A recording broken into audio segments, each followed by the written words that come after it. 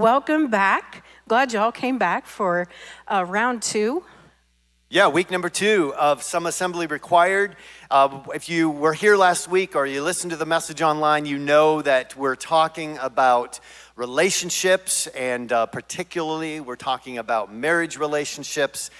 And we all know what happens when two people come together and try to build a life together. It is truly something that assembly is required for, because we all bring our nuances, we bring our opinions, and even though I'm usually right, we give value to each other and give consideration to your opinions too, right? Well, I hope so, because my opinions are pretty good. But I'm just standing... You heard it here first. I'm standing here looking at one of our big differences. I'm a paper and pen. He's electronic. It's a small thing, but it makes him crazy because he thinks I should use electronics. Yep, I do. Anyhow, that's a side note. It's the modern world. Hey, this weekend, last weekend we talked about what it means to be in love, and frankly that it seems like that's the easy part, is to be in love. The difficult thing is to stay in love. That requires so much commitment. If you don't have the commitment to stay in love, then to be in love is going to be short-lived. And we all know that God really, really, really desires for us to live well. And in our relationships, if we're going to live well, then we have to learn how to love well. For sure. And the truth is, we all have this basic human need to love and to be loved. We want to, and we all have the potential to thrive and to grow if we have this atmosphere of acceptance and safety and unconditional love. We've been talking about unconditional love. Order. I know, right? I know, and maybe that's just the dream. Mm-hmm. Does it feel kind of like before we're in relationship, it seems really easy. It's kind of like having kids. Like, we know how to raise kids until we have them. But so sometimes that feels like a dream. Like the ideal situation is that we are in an atmosphere of acceptance, safety, and unconditional love. So what happens when that doesn't happen? When we realize that it's going to take a lot of work. I think in those moments, sometimes we decide, well, maybe we'll just settle for a little less than ideal because it is a lot of work. So we settle for this altered version of what we'd hoped for. And when we figure out that it's not what we thought it was going to be, we might need to choose between fight or flight. And some of you have been there, done that. We have been there, done that. And just to be clear, before I say this, for those of you that were here last week, we talked about keeping score and remembering the past. So I'm just saying, this is just an example again. I'm not holding this against you. But Thanks I remember, for the clarity. Yeah, This is good. I didn't want, I remember very vividly back in, gosh, you're the date person. I don't remember the date. I remember the kids were young. We lived on Green Road. I remember... 1997. Okay, see, he's good at that. So the kids were really young. Morgan wasn't in school yet. I think Cody was maybe in elementary. I remember mowing the lawn one day. I can get things done really fast when I'm mad. You got to set the picture, though. I mean, we didn't have a riding lawnmower at that point. She was behind a walk-behind mower. Yeah. And she despises that sort of work anyway, so... Just make sure you get the picture here. Okay, I'm not going to go there, but I just remember it's etched in my brain. I was mowing the yard, and I was contemplating how much easier it would be if I was doing it alone, if I didn't have expectations of Gene. I mean, that's a real moment. I was just thinking, when we're in relationship, when we're married and we are making it work, I had expectations he wasn't meeting. And so it would have just been easier. Well, and that's why we have I mean, that's why a conversation like this is so important, is because all of us deal with the expectations we have of the people in our lives. Whether you're at work or you are at home or you're at school, wherever you are, when other human beings are involved, we have a certain amount of expectations that we hold. And if they're not met, then there is grief and pain that comes along. I think last with week we that. called it suffering. Yeah, suffering. Feels like suffering. So whether you're married, whether you're in love or will be soon or want to be or used to be and swear you never will be again, like wherever you are on this trajectory, our need for healthy, romantic, and platonic relationships is essential for us to live well. And if we're going to live to our full potential, it means that we probably are going to hit the wall a few times here and there. We're going to come up against hardships and things that we have no idea how we're going to work through them. And yet, as we can attest, like looking back, we remember those places where the difficulty of our relationship or our life felt like it was going to consume us. And now we look back and we say, yes, there's some miracles done in our lives. There were some things that happened along the way that are markers for us, and that without them, we would not look back and say, wow, we've persevered. We've actually made it through some of the most difficult things that we could have anticipated. So today, we want to talk to you about conflict. Those fun times when you do hit the wall, and when things don't turn out the way you had hoped in the moment. So I suppose maybe we could ask, many of us in our relationships, when we're starting out, when we're meeting that guy or that girl that we really are inclined towards getting to know better, we might also have experienced what it means to get dumped. Has anybody ever looked at you and said, it's not you, it's me. It's not you, it's me. I don't even get that. Does that mean you're way too good for me, or I need somebody that's like so much worse than you are? Well, maybe. I don't know. Maybe it is. I think it's a cop-out. Or maybe you want love and I simply want a burrito. Maybe that's it. Honey, you want both. We're just not on the same page. You want both. I know that. But back to this thing of it's not you, it's me. Does it feel like a cop-out? Like if you think about, or if that's been said to you, or if you've said it, is it a cop-out? Like, do we actually believe, like if I'm saying that to you, do I actually believe it's not me? I don't know. I don't quite get that. And in those moments, if it's happened to you, especially if it's the first time, it can feel like life is over. Like I'm crushed. And then we begin to doubt and question ourselves. I did this because it happened to me. Oh, Not it was by painful. me. Not by Brenda. No.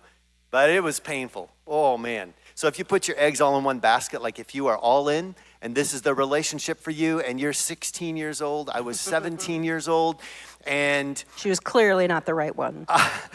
we know that now, don't we, baby? But at the time, it didn't work out. And It's a good thing a couple people said that, though, to us, because I got dumped, too. It's a good thing. Not by me. No, But we made it. you got all these butterflies when you meet somebody, right? You get all the butterflies, and then the butterflies fly away, and the hormones settle down, and all you're left with is the painful memory, and you kind of wish that would fly away just like those butterflies did. Maybe you're the one that said, it's not you, it's me, and if so, then you need to be honest with yourself. Maybe it is about you.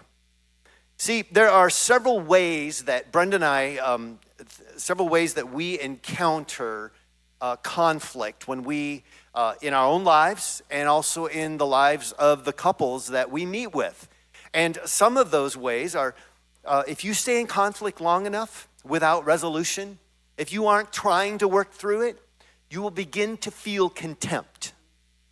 contempt for the other person. You will definitely feel criticism. My way of handling those moments sometimes was with defensiveness. And here's a good one for us guys too. It shouldn't be gender. This is gender neutral. Stonewalling. Just stonewalling. Oh yeah, because I can stonewall too, yes, but you do can. it better. Thank you, baby. Last week we discovered, we took the 5 love languages quiz. You guys take Just that? to make sure that we actually had it right still. Words of affirmation. She just did that. Thank you, honey. You're That's welcome. So nice. He's also optimistic. So, yes, I am. You know what? We need introspection. Often when we get into these places of conflict, we have to be introspective, and especially when we're in conflict with each other. When we're in conflict with each other, we have to do the hard work. And guys, it's not you, it's me. And then you walk off. You just said guys again. I know I did, because that's what we do. I feel like that's kind of what we do a lot is try to just shut her down, right? Just stop this and I'll just walk away and deal with it later. Because there's emotions involved? Because we're not agreeing, we're in deep conflict. And sometimes it's just easier to walk away. It's easier to go to defensiveness and stonewalling. But we need to ask some questions. We need to ask some questions of ourselves and maybe start with, how do I feel about myself? How do you feel about yourself? Do you actually love you? Do you actually love the person that you are? In Matthew chapter 22, if you've been here more than 5 seconds, typically, it seems like we have this passage of scripture. It actually informs who we are as a church. But it simply points to what Jesus says to us. He says, you must love the Lord your God with all your heart, all your soul, and all your mind. This is the first and greatest commandment. A second is equally important. Love your neighbor as yourself. If you don't learn to love yourself, you'll never really learn to love anyone else either. What Jesus says here is he doesn't give us 3 commandments. He gives us 2 commandments. 2 commandments. He assumes that you already love yourself. That's an assumption that is being made. And Jesus is drawing a conclusion that at our core, look, we feed our body. We make sure we have plenty to eat. We are, whether we admit it or not, we are self-serving. We are preservationists. And we're going to survive no matter what. So we want to take that self-love that is at our core and treat others the same way. Right, but then if we take that passage and we look at it as if but I hate myself. I don't like who maybe how God created me. I hate my body. Right, we can look at those things, and while those things are true on one level, maybe we are disgusted with our bodies and with ourselves. Actually, some of us are self-destructive in those moments. But if that's the case, though, what does it really mean to love yourself? See, in the scripture that we just read, Jesus wasn't talking about feeling love for ourselves. He was talking about the reality, as Jean said, at the core of our very being, we want the best for ourselves in the way that we make sure we eat, sleep most of the time. We try to stay alive, take care of ourselves, even when we're not feeling love for ourselves. Does that make sense? So the same is true for our love of other people. If we can't assume that the feels are always going to be there. So we can't depend on feelings when it comes to loving other people. Yeah, last week we talked about love being a verb. You have to put this into action. You can't just say, I love you, and then act like you hate them, right? You actually have to lean into this and experience love and flesh it out with each other. The scriptures are just full of direction when it comes to this. And last week we talked about John chapter 13. And we said that a new command I give you. These are the words of Jesus. A new command I give you. What is that new command? The new command is to love one another. As I have loved you, so you must love one another. And by the way, you know, when Jesus says that, he also says, that's how they're going to know that you are mine. The love that you give to yourself and other people is how they will know that you are mine. In 1 Corinthians, Paul writes these words. He says, do everything in love. That's a blanket statement. Move in love, act in love, do everything in love. In 1 Peter, above all, love each other deeply because love covers over a multitude of sins.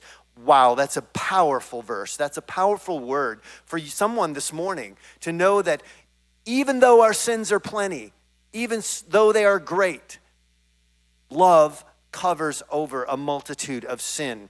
I love how that one speaks again to that unconditional love. Like, no matter what has been done to you, against you, you still have the choice. That's right. To walk in and interact in and behave in that agape, unconditional love. Not easy. No, it's not. But no, effective, for sure. 1 John 3 has two verses that we want to talk about. This is the message you heard from the beginning, it says. We should love one another. And then finally, dear children, let us not love with words or tongue, but with actions and in truth. See, again, you can be saying, I love you, I love you, I love you, and that will fall on deaf ears if action and truth aren't following the words that we're speaking. You guys, there are no shortcuts to this. It is fleshing it out. It is working through the most difficult things you'll ever work through. And if we're not just using, it's not you, it's me, as an excuse to get out of whatever we wish we weren't in, we really will take responsibility. We must take responsibility for ourselves and do the hard work of growing and becoming all that God has called us to be. So what have you thought of your relationships as, what am I becoming instead of what am I getting? What am I becoming instead of what I'm getting? What am I getting? So it makes me think of this secret list. Any of y'all have this secret list of what you're looking for in the other person? And maybe it's not so secret. Oh, that's true. That's true. And maybe some of you don't remember, but I bet you had it. Kind of this, maybe a checklist, maybe a mental checklist of everything that you were looking for in your life partner. I had a friend, actually, I don't know if I told you this, but I had a friend whose father actually told her, make a list of the qualities and characteristics you want in your husband, and then you won't mess up when you start dating. Because if somebody doesn't meet those qualifications, you just check them off the list. Yeah, if they're really good looking, the list might disappear though. I mean, so we can talk about this list, but are you the person that the person you're looking for is looking for? Okay, can I say that again? Are you the person that the person you're looking for is looking for? So think about what you bring to the relationship. Are you bringing a lot of baggage, a lot of unresolved pain from your past, or are you bringing the very best version of you? One that has done the really, really hard work of introspection. And maybe you don't have a list. Maybe you should have had a list because now you keep dating the wrong people over and over and over again, and you're like, why do I keep doing this? I just keep picking the wrong people. But reality is that we often look for someone who is just like one of our parents. If it was a good relationship, or we try to stay clear away from someone who is just like our parent if it wasn't a good relationship. But truth be told, we often end up with someone who is just like our mom or just like our dad. Whether it was a good relationship or not, it's what we know, right? It's how we learned about relationships, even when it was bad. Even if it was a bad representation of relationship. And then we'd say things like, I swore I'd never be like my mom. Or I swore I'd never be like my dad. And his good one when he wants to get at me is like, you are just like your mother. Now, Brenda, you know I haven't said that in a long time. I've been chastised one too many times for saying that. My mom is awesome, but it's not the amazing qualities that he says that about. So there's that. But what is modeled is what is caught. Guys, you know this. If you've been around kids for any amount of time, you know that saying more is caught than taught. The same thing happens with our relationships. And so we then grow up in this with this idea of what a relationship looks like based on what we grew up in, and we think it's normal. So when it comes to this thing of conflict and trying to work things out, it might take a whole lot of unlearning. Like unlearning the things that we thought maybe were normal, and unlearning so that we can become the best version of ourselves in the way that God has designed us to be love. And often another part of that is involved is a lot of forgiveness. And it might not be something you have a conversation with someone about, but it may be something you need to do internally, is extend forgiveness, because we can't blame our parents forever. We can't blame our past, the bad experiences forever. We at some point have to take responsibility and extend forgiveness, let go of that, and move on. Yeah, I would just want to echo that, because some of our most growing periods of our lives have been when we've been in conflict, been in a hard place, and have been able to begin the process of saying, if needed, of saying, I forgive. I'm going to begin this forgiveness process, whether it was with each other or it was with other people. This is something that is going to take a lifetime, really. Preparation for relationship is not something that you just do once and then you're done. It is an ongoing lifetime process, because you and I are never done being created in the way that God has created us. It's an ongoing process of being created, and it is an ongoing process of becoming who He has called us to be. So don't give up. Like if you feel like you're in dire straits and you just feel like I cannot do this, and I'm asking you and I'm challenging you to not give up.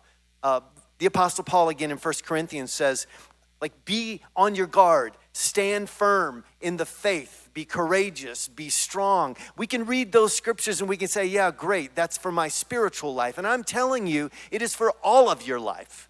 It is for all of our life to be strong, be on guard, be courageous. To work through hard things takes courage, and it takes strength.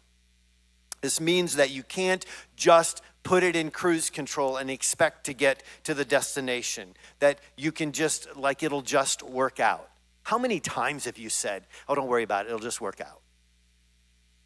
Well, maybe for the casual conversation, it might just work out. Maybe for the casual conflict, it might just work out. But if it's conflict worth resolving, then it's not just going to work out. You actually have to bring your best to the relationship, and you have to have a deep, deep desire to change and to grow. Sometimes loving ourselves enough to look at ourselves is what we most need to do.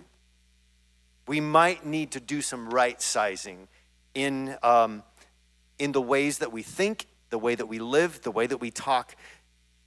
And we might need to do some right sizing in our own perspective of ourselves, because we need clarity.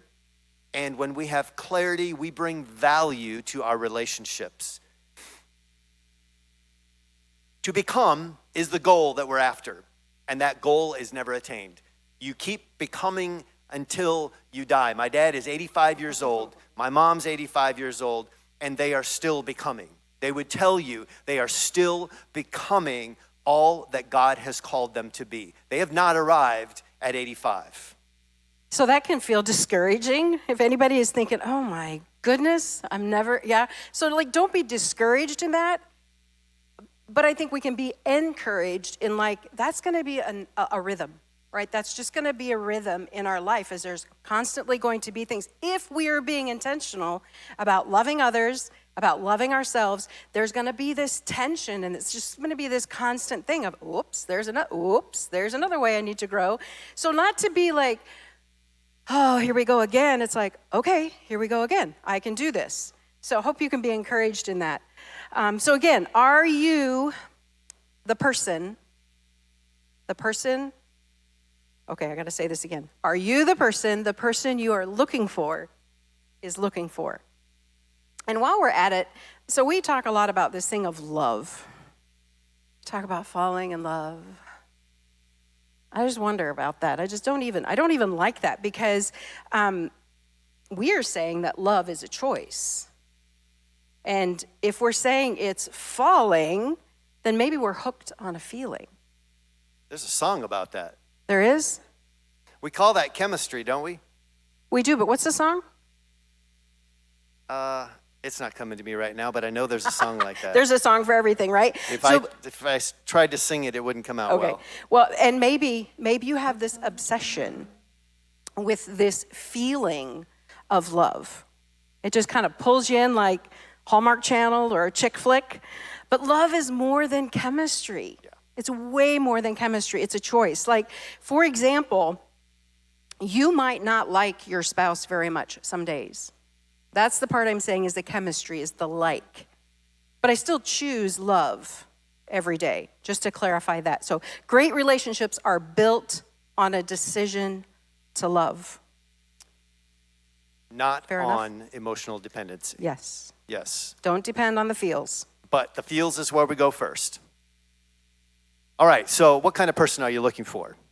I would guess that it is someone that is whole, healthy, and healed, or healing. Someone that is vulnerable and authentic, which means if that's what you want, you have to ask if that is what you are. Mm-hmm. The real you in a relationship has to show up. You have to come out of hiding. Authenticity and honesty is imperative if you want to have success in your relationships. It's virtually impossible, though, if you're hiding. If you're hiding from the past, from pain, because here's the thing, relationships are made so much more difficult when we bring baggage. Mm-hmm. So if you're just starting this thing of dating, starting over, resolve the issues, heal. Mike Foster, he's an author and a blogger, has this quote. He says, pay attention to your patterns. Mm-hmm. The ways you learn to survive may not be the ways you want to continue to live. You have to heal and you have to shift. Pay attention to your patterns. And we go back to one of the first points we made this morning was about the things that you have learned through familial experiences may not be the ways that will serve you well going into the future. It reminds me of a meme that I saw yesterday. I follow the holistic psychologist, I think is her name. And her quote says this, "Not everyone wants to get better. Some people do, but aren't ready for all the work it takes. Some people are very comfortable in predictable misery." I know, right? But that's the truth. Sometimes it feels easier to just stay where we are because we know what that is. Even though it's not healthy, it's not the best version of us. And for some of us, what's been done, the trauma, the pain, like it has quite likely turned us away from even ourselves. And then we have a really hard time with this thing of loving ourselves and loving other people. So again, this morning we're recognizing that for some of you that the trauma and the pain is really, really big. And we acknowledge that. Yeah. What I really love is that God doesn't just come alongside of us and kind of tape us up and send us on our way, but he brings healing, he brings hope, and he brings wholeness. It doesn't matter how much pain and suffering we've acquired or experienced. God is in the business of restoration, and he brings that healing, hope, and wholeness. Right, and then that saying, "It's not you, it's me," it can become more of an honest and open conversation. Like when we are our best selves, We're not going to make the excuses. We're not going to skirt away from, become defensive, the stone, all of that stuff. We'll actually be able to step into and address the conflict and step into healing. Yes. Hey, we have a couple here in church that has come through some deep waters. They have experienced conflict and difficulties, and they were kind enough to allow us, kind enough, brave enough, courageous enough to allow us to share their story with you. Would you take a look at the screens?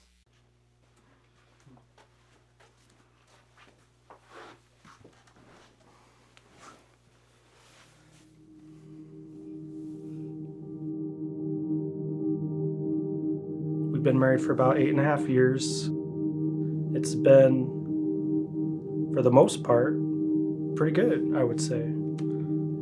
I'd say before kids, life is great. You got the googly eyes for each other, and not very many issues. No, we always kind of said, I'm glad we're not one of those couples that fights all the time.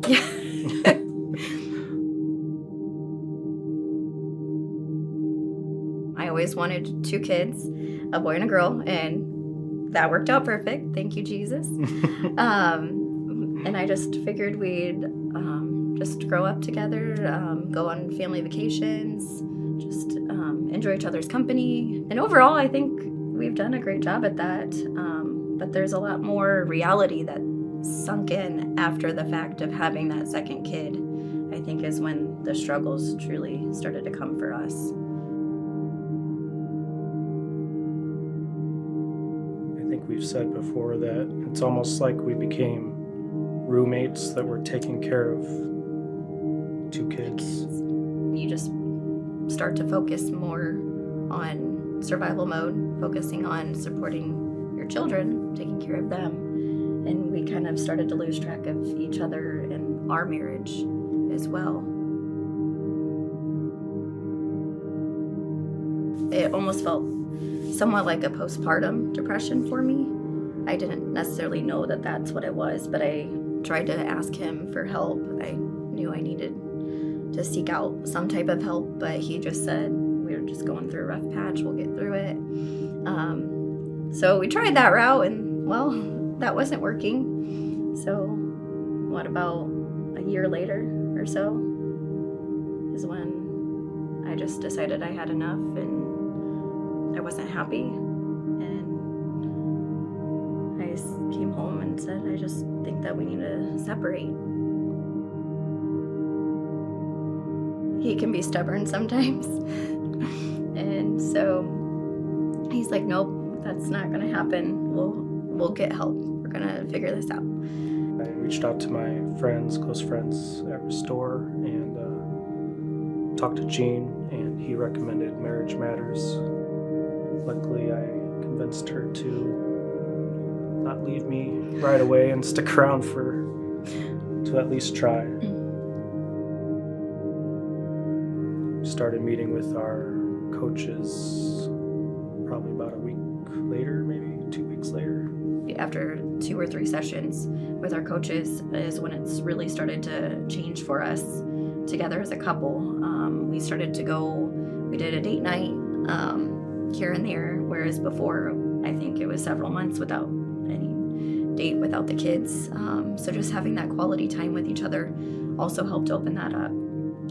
It gave us both tools to use, not a step-by-step, save your marriage thing. And through that, I was able to see how God created you to see you through His lens and love you how you were meant to be loved, instead of trying to love you like how I thought you should be loved.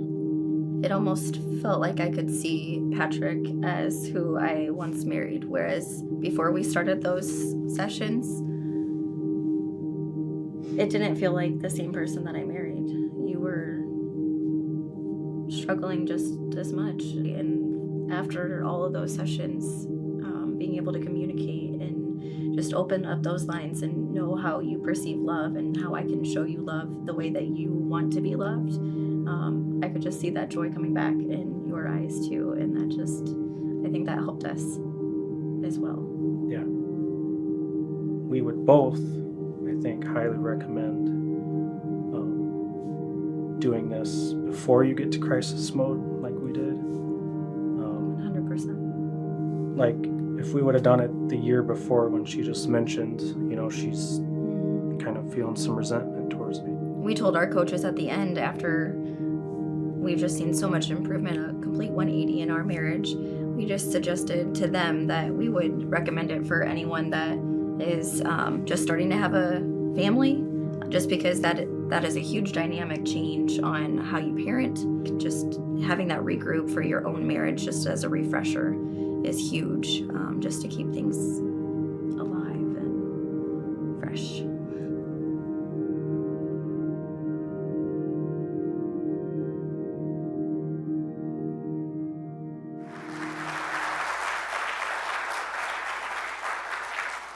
What we know is that Kelsey and Patrick learned what it was, that it really was about me.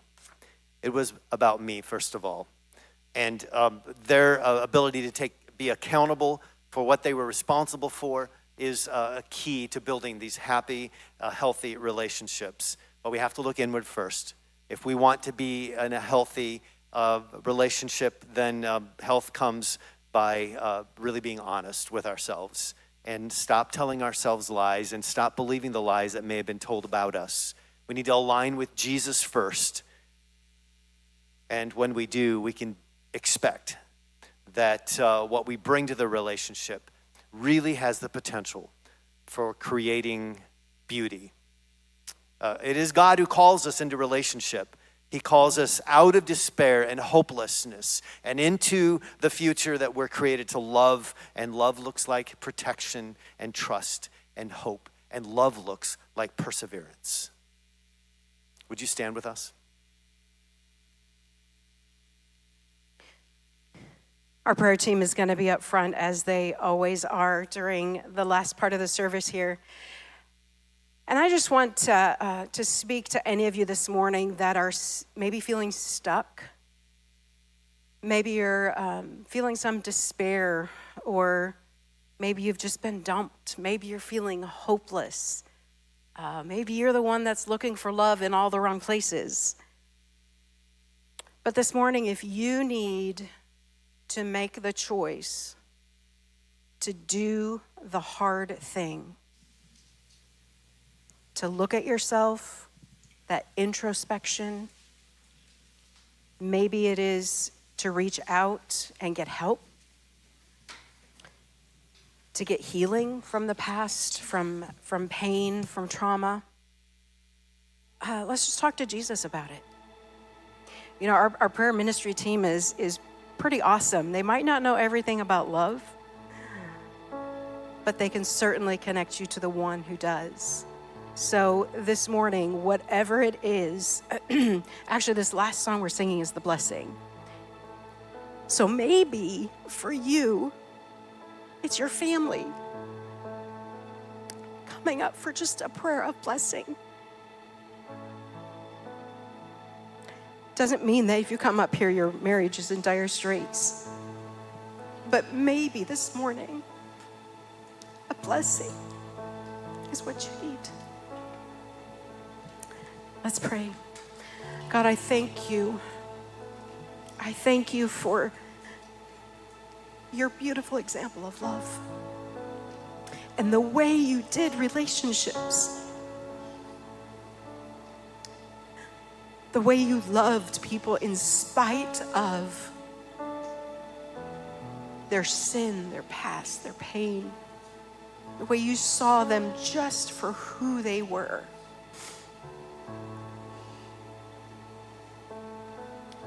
And God, as we do this journey here on earth, that is so insanely hard sometimes. So we just need you to just infuse us with your love on a whole nother level.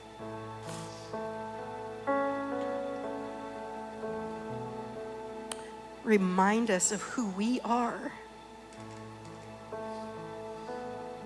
how you see us, so that we can love ourselves in ways that we can then in turn love others. We're so grateful, God, for the way that you work in us, and how that doesn't just impact us, it impacts generations. So this morning I just pray for my friends, and I pray just courage this morning to think about, what is the next thing I need to do? What is it that I need to step into to become the best version of me? And I thank you, God, for the way that you will heal and bring wholeness.